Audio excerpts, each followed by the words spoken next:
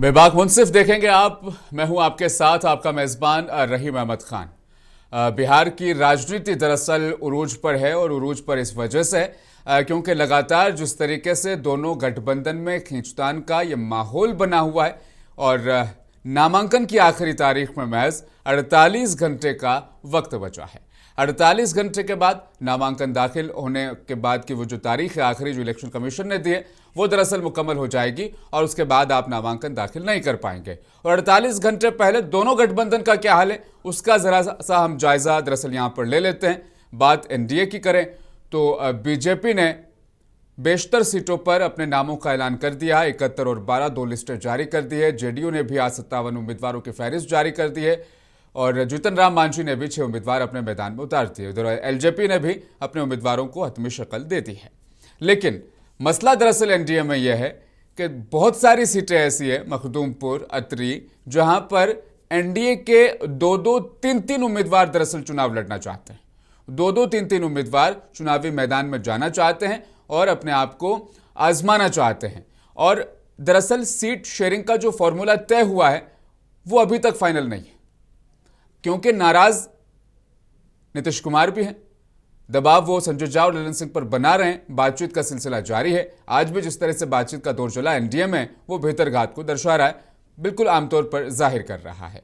अब कांग्रेस की दरअसल अगर हम बात कर ले, कांग्रेस और आरजेडी की, तो यहां भी तस्वीरें इतनी शानदार नहीं हैं।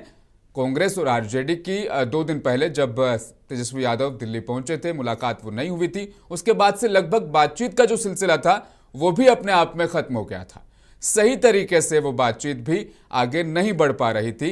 समझा ये जा रहा था कि अब ये गठबंधन जिसमें दरार पड़ सकती है। और उसके बाद शेर व शायरी जिस तरीके से चली, मनोज झा ने जो अपना ट्वीट किया, उसके बाद इमरान प्रताप घड़ी ने जो उसका जवाब दिया, वहां से तस्वीरें और ज्यादा क्लियर हुई कि महागठबंधन में भी सब कुछ ठीक ठाक नहीं है। इस बीच बिहार की राजनीति में आज तीसरा गठबंधन बन गया। तीसरा गठबंधन बना है MIM party, Azad Samaj party और अपनी जनता दल पार्टी। ये 3 ऐसे दल हैं जिन्होंने मिलकर तीसरा गठबंधन बनाया, जिसको थर्ड फ्रंट, तीसरा मोर्चा नाम दिया, जो अपने आप में मजबूत नजर नहीं आ रहा। लेकिन 64 सीटों पर यह गठबंधन भी दरअसल चुनाव बिहार में लड़ेगा। अख्तर उल ईमान का ये बयान आप सुनिए, उसके बाद चर्चा में पड़ेंगे आगे। लोगों को ये इत्तला देते हुए बड़ी मुसर्रत हो रही है कि देर से ही सही, लेकिन दलितों और पिछड़ों और अक़लियतों का एक बड़ा मजबूत महाज जो हम लोगों ने बनाया है, वो जिसका नाम है ग्रैंड डेमोक्रेटिक अलायंस, जीडीए के नाम से। आज़ाद समाज पार्टी काशीराम का ऐलान उस दिन नहीं हो सका था, इसलिए जौहर आज़ाद साहब आज यहाँ पर मौजूद हैं। उनके स्टेट प्रेसिडेंट, उनकी मौजूदगी में हम लोग आज इसका ऐलान कर रहे हैं। बड़ी 3 आवाज़ जो भाई चंद्रशेखर आज़ाद जी, जो पूरे भारत में मुस्लिमों की आवाज़ बने। लोगों को ये इत्तला देते हुए बड़ी मुसर्रत हो रही है कि देर से ही सही।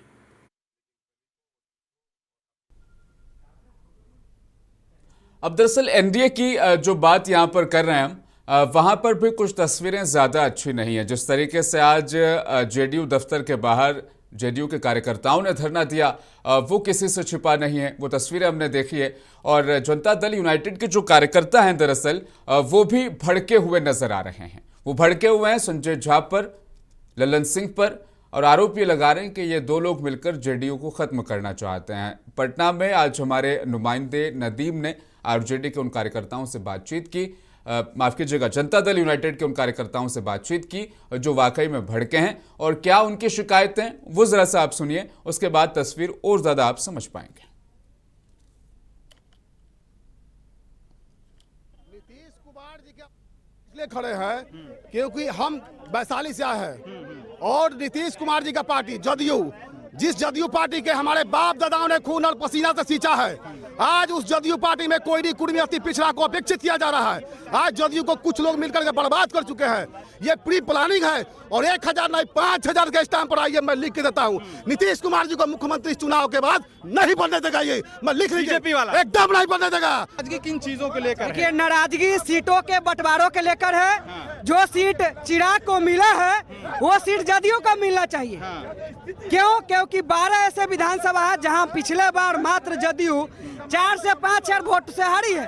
ये सब मिलकर जो है सीट को बेच दिए हैं और सामंती मनुवादी प्रवृत्ति के लोगों के हाथ में दे दिए हैं, जो जदयू के लिए अपना खेत बेच के खून पसीना लगा के मेहनत करता है उन लोगों को बाहर किया गया है और हेलीकॉप्टर के कैंडिडेट को उतारा गया है।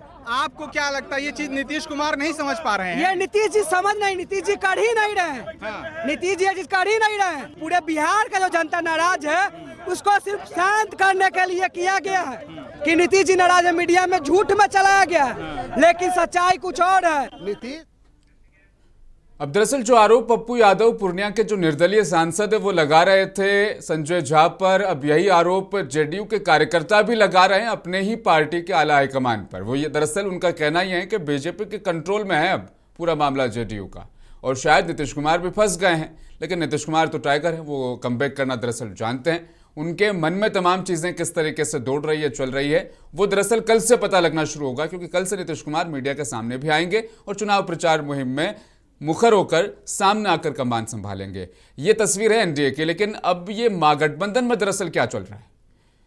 कह ये रहे हैं कि सब कुछ सही है, सीटों पर सहमति बन गई है, लेकिन 48 घंटे बचे हैं और अब नामांकन में और महागठबंधन में बातचीत का सिलसिला कहां पहुंचा इसकी जानकारी भी किसी के पास नहीं है। महागठबंधन की गाड़ी फुल स्पीड में चला रहे थे राहुल गांधी, और ये अचानक से ब्रेक क्यों लगा है ये समझ में नहीं आ रहा। और कांग्रेस के प्रवक्ता ये कहते फिर रहे हैं कि सब कुछ ठीक है। अभी भी जब हमारे साथ चर्चा होगी तो यही बयान आएगा, सब कुछ ठीक है। अगर ठीक है तो फिर इंतजार काहे का। और दूसरी तरफ जो बड़ा नैरेटिव बिहार की राजनीति में चल रहा है संजय झा को लेकर, वो तस्वीरें भी हमने दरअसल आपको दिखाई, क्योंकि 142 सीटों पर बीजेपी लड़ रही है। ये आरोप पप्पू यादव का था। संजय झा मिलकर जेडीयू को खत्म करने की पटकथा लिख रहे हैं। ये भी एक मुद्दा जो है दरअसल वहां पर बनाया जा रहा है। अब दोनों अलायंस में तकरार है, टकराव है। बिहार में एनडीए ने सीट फॉर्मूला बनाया, लेकिन एक ही सीट पर एनडीए को 2-2, 3-3 उम्मीदवार मैदान में उतर रहे हैं। इस बीच राघोपुर से तेजस्वी यादव ने नामांकन भर दिया है और वो 2 सीटों पर चुनाव लड़ेंगे या नहीं, इस बात को भी मीडिया के सामने क्लियर किया है। क्या कुछ कहा तेजस्वी यादव ने नामांकन भरने के बाद, वो भी सुनिए आप, उसके बाद बढ़ेंगे चर्चा में। सोच के हैं हर जात, हर धर्म, हर वर्ग के लोगों को साथ लेकर के चलने का काम करेंगे। बहुत लोग हवा उड़ा रहे थे कि 2 जगह से चुनाव लड़ेंगे, 2 जगह से चुनाव लड़ेंगे। देखिए तेजस्वी तो 243 सीट पर चुनाव लड़ रहा है, लेकिन अगर एक सीट की बात आती है तो हम पहले से ही राघोपुर लड़ते आए हैं और केवल राघोपुर ही से हम चुनाव लड़ेंगे। बाकी हमारा महागठबंधन 243 पर लड़ रहा है, यानी तेजस्वी 243 सीटों पर चुनाव लड़ रहा है। अब लोग चाहते हैं जो पुरानी 20 साल पुरानी जो खटारा सरकार है, अब बदलाव। तो फुलपरास से नहीं लड़ेंगे तेजस्वी यादव, सिर्फ राघोपुर से। वो बात उन्होंने मीडिया में आज क्लियर कर दी। लेकिन बिहार की राजनीति में तमाम हालात को मद्देनजर रखते हुए जो सूरत हाल अब आगे बनेंगे उन्हीं को लेकर विभाग मुंसिफ में आज तफसीली चर्चा कर लेंगे। और मेरे साथ चर्चा में शामिल है धीरज पांडे, स्पोक पर्सन बीजेपी। धीरज जी स्वागत आपका। नदीम अंसारी जी मेरे साथ जुड़ चुके हैं, spokesperson Congress party. Mehtab Siddiqui भी हमारे साथ हैं, आरजेडी के प्रवक्ता हैं। और हिमांशु सिंह जेडीयू का पक्ष रखते नजर आएंगे। हिमांशु जी सबसे पहले स्वागत है आपका। वो दरअसल बयान जो संजय झा को लेकर, ललन सिंह को लेकर घूम रहा था, कल भी हम उस मुद्दे पर दरअसल बातचीत कर रहे थे, और आज जो जेडीयू के कार्यकर्ता जो धरने पर बैठे हैं वो भी यही बात कह रहे हैं। नमस्कार। सबसे पहले मैं ये कहना चाहूंगा कि जो एनडीए गठबंधन के बारे में जो कही जा रही है बातें, तो एनडीए गठबंधन ने जो भी औपचारिक घोषणाएं की थी उसी के अनुरूप सारा कार्य हो रहा है। नामांकन भी हो रहे हैं, प्रत्याशी का लिस्ट भी आ रहे हैं, अलग अलग दलों ने अपने लिस्ट जारी किए हैं। बीजेपी ने अभी तक 82 प्रत्याशियों का लिस्ट जारी किया है और जेडीयू ने 57 का, हम पार्टी ने भी 6 प्रत्याशियों का जारी कर दिया है, और उपेंद्र कुशवाहा जी की जो पार्टी है वो भी जारी कर देंगी, और चिराग पासवान जी ने अभी शाम को ही जारी किया अपने 14 प्रत्याशियों का। तो हमने जो भी जो गठबंधन ने जो निर्णय लिया था वो सब अभी दिख रहा है आपको। तो सारे गठबंधन के अनुरूप ही हो रहा है, सारे औपचारिक निर्णय जो लिए गए थे। तो इसमें किसी तरह का ये कहना कि चीजें नहीं चल रही है, दरार है, ये सब भ्रांति है। दूसरी बात, जो हमारे जो जदयू पार्टी है इसमें लाखों कार्यकर्ता हैं। हमारी लोकतांत्रिक पार्टी है और एक अनुशासित पार्टी है, इसमें लाखों कार्यकर्ता हैं। तो सबको सीट देना पॉसिबल नहीं है। तो इसको लेके कुछ असंतुष्टि भी हो सकती है बहुत सारे कार्यकर्ताओं के मन में, लेकिन सभी है जो एकजुट होके काम करेंगे धरातल पे, इसमें कोई संशय नहीं तो है। माना नहीं जा रहा, मेरा इस्तीफा ले लो आप, इतनी असंतुष्टि? देखिए वो मैंने जैसे बोला कि जदयू पार्टी है, इसमें लाखों कार्यकर्ता हैं, तो सबको संतुष्ट नहीं किया जा सकता है इसमें। और लेकिन सारे कार्यकर्ता हमारे लिए महत्वपूर्ण है। नहीं साहब, सबको लेकिन ये संतुष्ट नहीं संभव किया भी जा नहीं है सकता, कि- ठीक है, मैं समझ रहा हूं हिमांशु आपकी बात, लेकिन संजय झा खाली सीएम नीतीश कुमार को संतुष्ट कर दे इतना तो हो सकता है। नेगोशिएशन के लिए जा रहे हैं ना संजय झा, सिर्फ सीएम नीतीश को संतुष्ट कर दे, वो भी तो नहीं बन पा रहा ना। देखिए संजय झा जी हैं, वो हमारे पार्टी के कार्यकारी अध्यक्ष भी हैं और वरिष्ठ नेता हैं। तो वो जो भी कर रहे हैं वो पार्टी के हित में कर रहे हैं। और नीतीश जी के साथ उनका प्रॉपर वार्ता हो रही है, तो नीतीश जी के निर्देशन में ही वो काम कर रहे हैं। तो जो भी कमियां या कुछ ऐसी बातें हैं, तो वो वार्ता चल रही है, संवाद चल रही है। तो अभी आपको देखने को मिला कि हमारे पार्टी ने 57 कैंडिडेट का लिस्ट भी जारी कर दिया है। और जो चिराग जी ने जो लिस्ट जारी किया है, तो उसमें भी आप देखिएगा तो कोई इस तरह का कंट्राडिक्शन नहीं है। जैसा लोग बोल रहे थे 2-3 दिन से, इस तरह की बातें बनाई जा रही थी, नैरेटिव बनाए जा रहे थे। तो आप दोनों के लिस्ट को आप देख लीजिए, तो इस तरह का किसी तरह का नहीं है, इसमें नैरेटिव है। लिस्टें जारी कर दी है, लिस्टें जारी करने में कोई कोर कसर नहीं छोड़ी है, लेकिन यह भी तो हो रहा है कि एक ही सीट पर मखदूमपुर, अत्री, 2-2 की जगह 3-3 उम्मीदवार एनडीए से चुनावी मैदान में आने को तैयार, नामांकन भरने पहुंच रहे, यह भी तो हो रहा है ना। और मैं संजय झा को लेकर फिक्रमंद इसलिए हूं, अब तक ऐसा लग रहा था कि शायद विपक्षी नैरेटिव बनाने की सिर्फ कोशिश कर रहा है कि वहां पर हाईजैक कर लिया गया नीतीश कुमार को, पॉलिटिकल बयानात हैं। लेकिन ये जो तस्वीरें हैं, वो फिर से मैं वो बयान मैं आपको दरअसल सुनाऊंगा। पटना में हमारे संवाददाता ने जब लोगों से बातचीत की, और वो लोग थे जेडीयू के कार्यकर्ता, वो क्या कह रहे हैं एक बार फिर से आप सुनिएगा, फिर शायद आप चीज को समझ पाएंगे। पीसीआर वो बाइट प्ले की जाए वापस एक बार। जी का पार्टी जदयू, जिस जदयू पार्टी के हमारे बाप दादाओं ने खून और पसीना से सींचा है, आज उस जदयू पार्टी में कोई नहीं कुर्मी अति पिछड़ा को अपेक्षित किया जा रहा है। आज जदयू को कुछ लोग मिलकर के बर्बाद कर चुके हैं। ये प्री प्लानिंग है, और 1000 नहीं 5000 के स्टैंप पर आइए, मैं लिख के देता हूँ। नीतीश कुमार जी को मुख्यमंत्री चुनाव के बाद नहीं बनने देगा, ये मैं लिख लीजिए, बीजेपी वाला एकदम नहीं बनने देगा। आज की किन चीजों को लेकर है? देखिए, नाराजगी सीटों के बंटवारों के लेकर है। जो सीट चिराग को मिला है वो सीट जदयू को मिलना चाहिए। क्यों? क्योंकि 12 ऐसे विधानसभा है जहां पिछले बार मात्र जदयू 4 से 5 वोट से हारी है। ये सब मिलकर जो है सीट को बेच दिए हैं और सामंती मनुवादी प्रवृत्ति के लोगों के हाथ में दे दिए हैं, जो जदयू के लिए अपना खेत बेच के खून पसीना लगा के मेहनत करता है, उन लोगों को बाहर किया गया है और हेलीकॉप्टर के कैंडिडेट को उतारा गया है। आपको क्या लगता है ये चीज नीतीश कुमार नहीं समझ पा रहे हैं? ये नीतीश जी समझ नहीं, नीतीश जी कर ही नहीं रहे हैं। नीतीश जी ये चीज कर ही नहीं रहे हैं। पूरे बिहार का जो जनता नाराज है, उसको सिर्फ शांत करने के लिए किया गया है कि नीतीश जी नाराज है, मीडिया में झूठ में चलाया गया है, लेकिन सच्चाई कुछ और। हिमांशु जी, अब मैं आ रहा हूं वापस आपके पास। वो दरअसल यही कह रहे हैं कि ये पूरी साजिश चल रही थी, लंबे वक्त से ऐसा हो रहा था, और जेडीयू और एलजेपी का आपस में टकराव यहां पर ही करवाया गया है। जिन सीटों पर जेडीयू जीत सकती थी, क्योंकि 2020 में एलजेपी अलग से चुनाव लड़ी थी 243 सीटों पर, लेकिन जब अब गठबंधन हो रहा है तो एलजेपी के खाते में वो सीटें जा रही हैं जो जहां पर जेडीयू आराम से जीत सकती थी। और ये दरअसल कर रहे हैं संजय झा, क्योंकि वो बीजेपी से मिले हुए हैं और जेडीयू का सफाया करना चाहते हैं। ये सिर्फ कहानी मैं बयान नहीं कर रहा हूं, बिहार में बहुत सारे पॉलिटिकल एक्सपर्ट इस कहानी को गली गली फैला रहे हैं। जी देखिए, ये वास्तविकता नहीं है, वही मैं हाँ। आपको बता रहा था कुछ। आप क्योंकि हमारी जो पार्टी है उसके बेस में, आधार में ही सामाजिक न्याय है।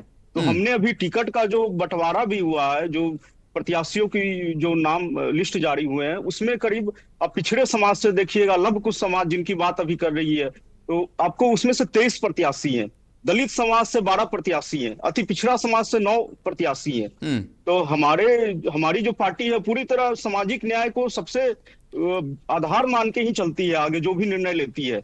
और जो संजय झा जी के बारे में जो इस तरह की अफवाहें या इस तरह की बातें चल रही है, इसमें कोई वास्तविकता नहीं है।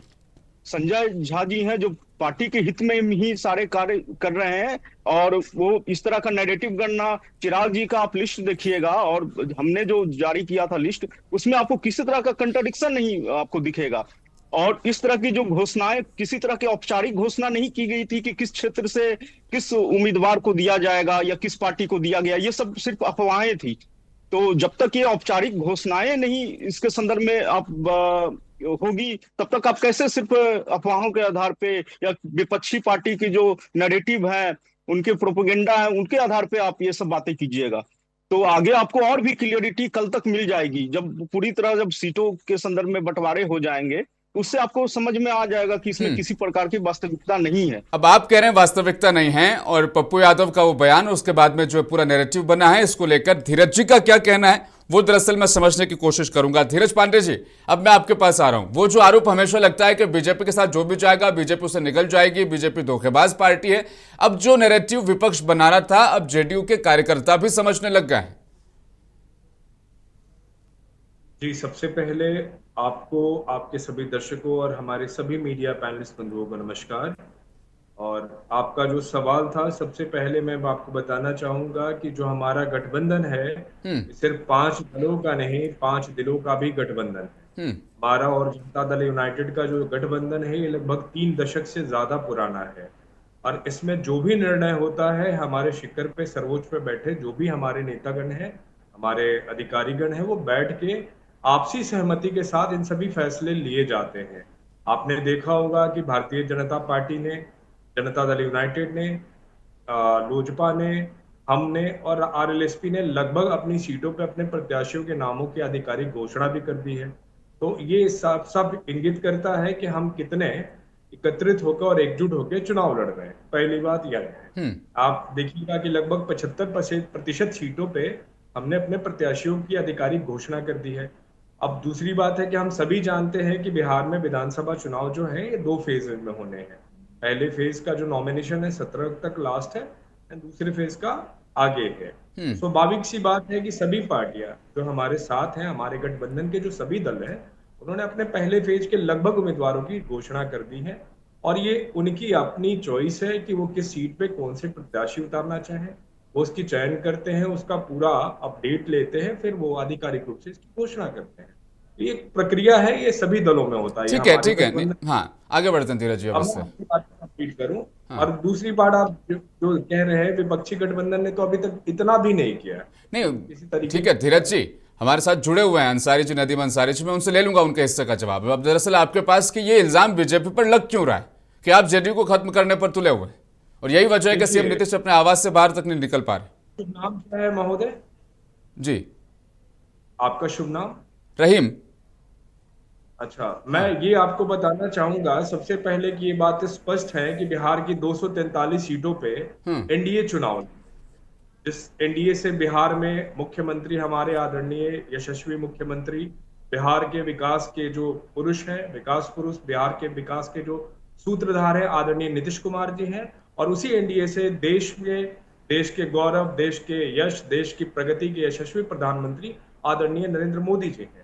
तो मैं ये सबसे पहले आपको बोलना चाहूंगा कि बिहार की 243 सीटों पर एनडीए चुनाव लड़ रही है। और मैं एक छोटा सा इसके साथ एक पंक्ति के साथ इसका उल्लेख भी करना चाहूंगा कि वो ये कहता है कि हम रिश्तों की दुहाई देंगे, जरा गौर से देखो तो हमारे चेहरे में दिखाई देंगे, चाहे चेहरा नीतीश कुमार जी का हो, चाहे चेहरा नरेंद्र मोदी जी का हो, चाहे चेहरा चिराग पासवान जी का हो, चेहरा चाहे वो जीतनराम मांझी जी का हो, उपेंद्र कुशवाहा जी का हो, चाहे वो चेहरा सम्राट चौधरी जी का हो, चाहे चेहरा विजय सिन्हा जी का हो, इन सभी चेहरों में एनडीए है। सबसे पहले ये चीजें हम बहुत स्पष्ट तरीके से कहते हैं कि ये एक गठबंधन ही नहीं है, ये सिर्फ दलों का गठबंधन नहीं, ये दिलों का भी गठबंधन है। एनडीए एक परिवार है। बहुत अच्छी बात दरअसल धीरज जी ने आपने कह दी है। अब दरअसल फिर मांग पूरी कर दीजिए सीएम नीतीश कुमार की। वो सुबह बड़ा डांट रहे थे संजय झा को कि प्रेस कॉन्फ्रेंस दरअसल जो होगी उसमें बाकायदा ऐलान होना चाहिए कि ये जो चुनाव है सीएम नीतीश कुमार के चेहरे पर लड़ा जाएगा, चुनाव के बाद सीटें आती है तो सीएम नीतीश कुमार ही होंगे। वो प्रेस कॉन्फ्रेंस नहीं हो पा रही है धीरज जी।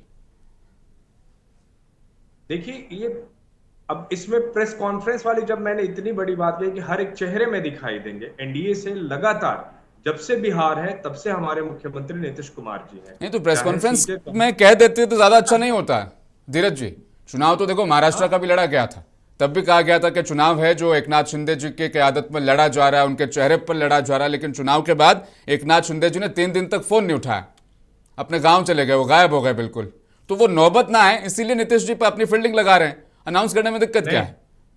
नीतीश जी हमारे सर्वमान्य नेता हैं, बिहार के विकास के पुरुष हैं। बिहार के विकास की गौरव गाथा जब भी लिखी जाएगी उसमें आदरणीय नीतीश कुमार जी एक महानायक के तौर पे लिखे जाएंगे, चलो, ठीक जिन्होंने है। बिहार की दिशा और दशा मतलब दोनों अनाउंस को नहीं बदलने करेंगे, मतलब अनाउंस नहीं करेंगे, और जनता जो कयास लगा रही है वो लगभग ठीक है। आपने गठबंधन की बड़ी तारीफें कर दी, शेर व शायरी भी सुना दी, लेकिन बहुत सारे बयान ऐसे हैं जिनके आधार पर ये कहा जा सकता है कि मामला अभी भी संदिग्ध है।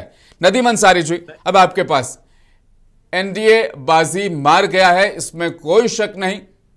70 से 75% सीटों पर अपने उम्मीदवारों का ऐलान एनडीए ने कर दिया है। खींचतान वाली कोई तस्वीर अब नजर नहीं आ रही है।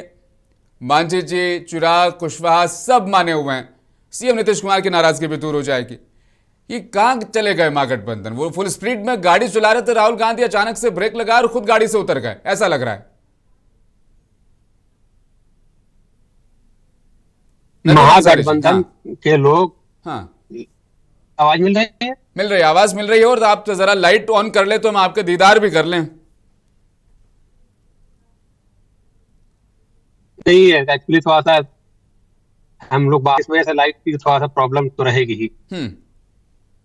जी बोलिए। इंडिया गठबंधन में किसी तरह का कोई प्रॉब्लम नहीं है। हम लोग बार बार आपको बताए हैं कि हम लोग जल्दी जल्दी में कोई काम को नहीं करते हैं। नदीम जी, लड़ाई बड़ी है, जंग बड़ी है, तैयारी बड़ी हो रही है। और मैं आपको अभी बता दूं कि हो सकता है कि जब तक हम लोग इस बात को खत्म करें उससे पहले ही आप तक वो चीजें आप ब्रेक करने लगेंगे कि इंडिया गठबंधन में सारी चीजें जो है ऐसे ऐसे ये पार्टी जो है इस लड़ रही है। नहीं, आते आते इतनी देर क्यों कर दी है? फिर भी सिर्फ 48 घंटे बचे हैं। रहा सवाल आप दूसरी, नहीं नदीम अंसारी जी, वही मैं पूछ रहा हूं कि इतनी देर कैसे हो गई? करके नहीं आएंगे हम लोग। कभी कभी देर होती है, जब किसी चीजों को आप जब काम करते हैं तो कभी कभी किसी काम में कुछ देर होती है, इसलिए देरी का कोई मसला नहीं है। हम लोग प्रॉपर टाइम पे ही सारा कुछ कर रहे हैं। और देखिए, 10 दिन पहले इतवार के दिन कृष्णा लावरू मीडिया के सामने आए, कहने लगे बातचीत पूरी बन गई है, मंगलवार तक प्रेस कॉन्फ्रेंस भी हो जाएगी। उसके बाद चीजें कितनी बदली? अब राहुल गांधी विदेश से लौटेंगे, उसके बाद प्रेस कॉन्फ्रेंस हो जाएगी। राहुल गांधी लौट गए, तेजस्वी यादव से मुलाकात नहीं की दिल्ली में, और अब आप कह रहे हैं कि सब कुछ ठीक ठाक चल रहा है। मैं कैसे डाइजेस्ट कर लूं इस चीज को? जो आप डाइजेस्ट करें या ना करें, ये आपका मादा क्या है, वो एक अलग की चीजें हैं। मैं ये कह रहा हूं कि हमारे यहाँ ये अफवाह फैलाई जा रही, तेजस्वी जी गए, उनसे मिले, उनसे नहीं मिले। तेजस्वी जी जब दिल्ली गए थे, लोगों से वहां पे जो भी मीटिंग होनी थी वो मीटिंग प्रॉपर तरीके से जो पहले से शेड्यूल थी वो सारी चीजें हुई। आप जिस एनडीए गठबंधन की बात कर रहे हैं वैसा हमको नहीं करना है, क्योंकि मांझी जी का एक अलग रुख है, उपेंद्र कुशवाहा जी का एक अलग रुख है, नीतीश जी का आप एक अपने अलग हिस्से रुख का, है, नदीम और अंसारी जी, आप भाजपा अपने का एक हिस्से अलग का, रुख है। सिर्फ अपने हिस्से का। मैं दरअसल ये जानना चाह रहा हूं कि मनोज झा जब ट्वीट करते हैं रहीमन धागा प्रेम का मत तोड़ो छिटकाए, टूटे से फिर ना मिले, मिले गांठ पड़ी जाए, उसके बाद कांग्रेस के महान शायर इमरान प्रतापगढ़ी फिर शायराना अंदाज में तंज कर देते हैं। और सूत्रों से हमें तो ये जानकारी मिली कि बातचीत का दौर बंद हो गया था आरजेडी और कांग्रेस के बीच में। कहीं कोई बातचीत का दौर नहीं बंद हुआ है। मेहताब सिद्दीकी जी, बातचीत का दौर बंद नहीं हुआ, लेकिन तेजस्वी यादव मुलाकात नहीं कर पाए, ना मल्लिकार्जुन खड़गे से, ना राहुल गांधी से। गलत कह रहा हूं मैं या सही? मेहताब सिद्दीकी जी।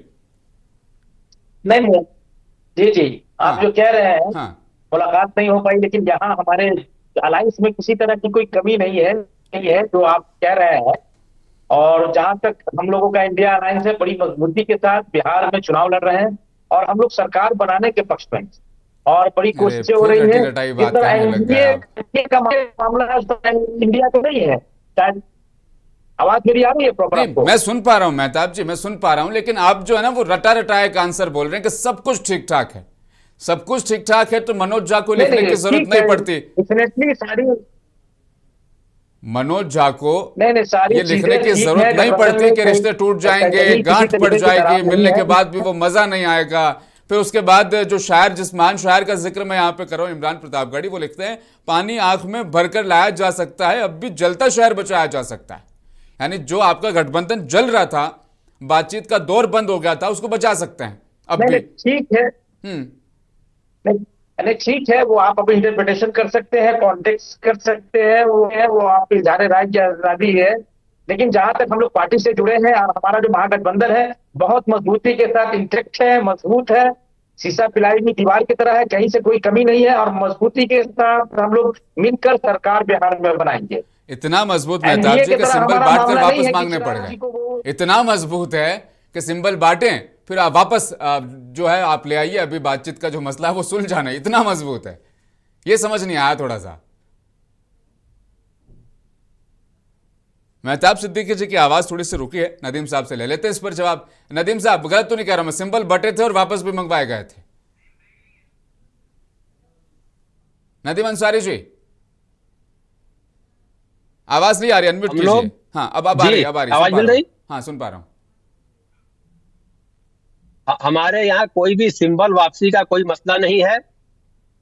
अरे ये जो मीडिया कयास और बाकी जगह जो बातें चल रही हैं वो सब आधी अधूरी इंफॉर्मेशन की बातें हैं। हम लोग कंप्लीटली इंटैक्ट हैं, बहुत अच्छे तरीके से हम लोग स्मूथली अपने काम को कर रहे हैं।